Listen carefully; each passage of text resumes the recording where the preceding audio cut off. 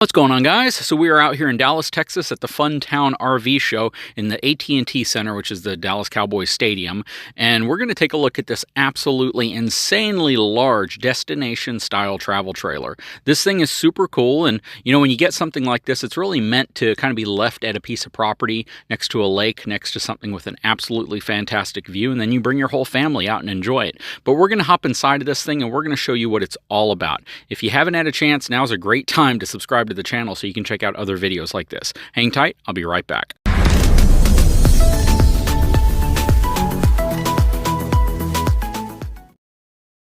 Okay, so let's hop around and take a look at the numbers on this unit. This thing is absolutely enormous. It's got a length of over 45 feet long, has a gross vehicle weight rating of 15,635 pounds. This thing is absolutely huge. The dry weight on this unit is 11,847 pounds. So this thing is heavy before you even load it up. And it's got a cargo carrying capacity of 3,729 pounds. So the numbers on this thing are absolutely insane. It rides on F-rated tires. Basically indicative of a unit that's just meant to kind of be left somewhere.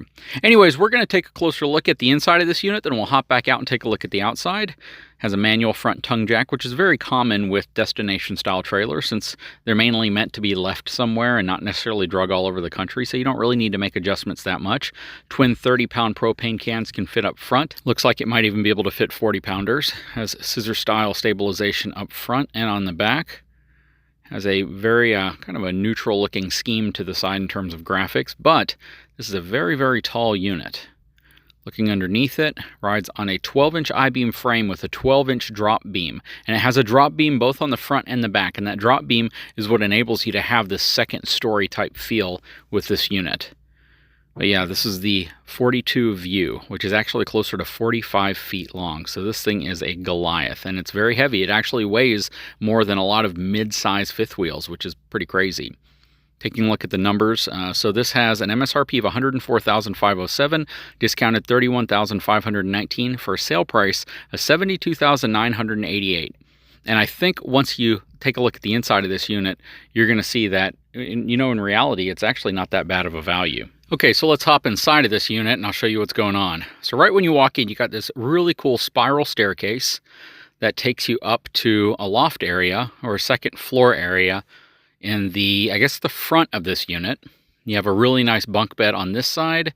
Then you look around the back, you got two more back there. And this is just an absolutely enormous space. Nice blackout shades as well, so you can keep it really nice and dark if it's bright outside and you want to be able to sleep in an extra few hours. You have your control panel over there. Plus, what they've done underneath this area is really nice. A bunch of baskets to be able to store things. Looking up right here, you can see you got more windows that kind of line all of the upper portion of this unit, hence the name View, and some nice curtains. Stepping up front into the master bedroom, you have a really, really cool layout here. A lot of wardrobe just absolutely everywhere. And this unit has a king-size bed, but I think there's a queen-size option, but you even have nightstands next to it. Nice drawers, nice fireplace. Just a really, really nice convenient setup with a lot of space for wardrobe, especially if you're going to be kind of extended staying in this at a piece of property. Windows just completely kind of surround the front corner of this RV, which give you a great view outside, especially if you're at, again, at a really nice, beautiful area. Lots of wardrobe here, solid surface Korean style countertop. And you're going to have some additional storage here underneath the bed as well. Plus kind of a cool little area here that you could use for shoes and things like that. I really like what they've done here with the ceiling as well. They've put a nice board up there as opposed to the traditional, you know, kind of plastic ceiling. All right, coming around into the kitchen space. Huge island. Nice dual basin stainless steel sink with an upgraded faucet and straining rack. Looking over here, you have a Furrion cooktop with Furrion stove beneath it. Nice residential size microwave. A lot of cabinetry, a lot of really nice Korean style countertops. You have a French door refrigerator as well.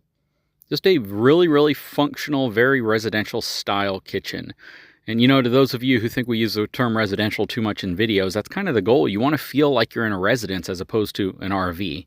Again, a lot of space to be able to store things, because if you're going to keep this on a piece of property, you definitely want to be able to have the ability to keep the things in it that you would want. Again, look at the windows. Look at the divider between the living room space and the kitchen as well, and the light fixtures. Very unique. And then you have a couple bar stools under here. Actually, you have 4 of them. You have 2 on the other side and 2 on this side and 1 at the end, so 5 of them. So even more than I thought. And again, here's the price, $72,988. Again, when you look at a unit that's 45 feet long, over 15,000 pounds with this much space and amenities, and you're looking for like a tiny home, this can absolutely substitute one, and it may actually save you a little bit of money. Let's see, let's get him to open up this pantry over here so you can see inside. Nice motion detection light, a lot of room up there. Got your ceiling fan over here. This unit, I believe, has 2 air conditioning units. Televator, it might have an optional 3rd. And then you have this enormous kind of wraparound L-shaped sofa. This thing is huge, very, very large, very what you would expect to see in the living room of a home. Windows everywhere, and I like how they use curtains and curtain rods. My wife would really love that. Panoramic fireplace and sound bar above it. And then let's take a look up these stairs. So you have a spiral staircase in the front, and you have a traditional staircase in the back. Then you have more bunk space up here. Very, very tall ceiling heights for these spaces. It's probably upwards of 3.5 feet. So, you know, when you look at how much room your traditional loft has, add about a 1/2 foot to that, and that's typically, you know, a large loft, and then you add another 1/2 foot to that, and that's what this one looks like. Okay, so coming into the main bathroom, this thing is really, really nice. It's a huge bathroom area. This is a very, very, again, residential. Porcelain foot flush toilet. Beautiful, beautiful shower.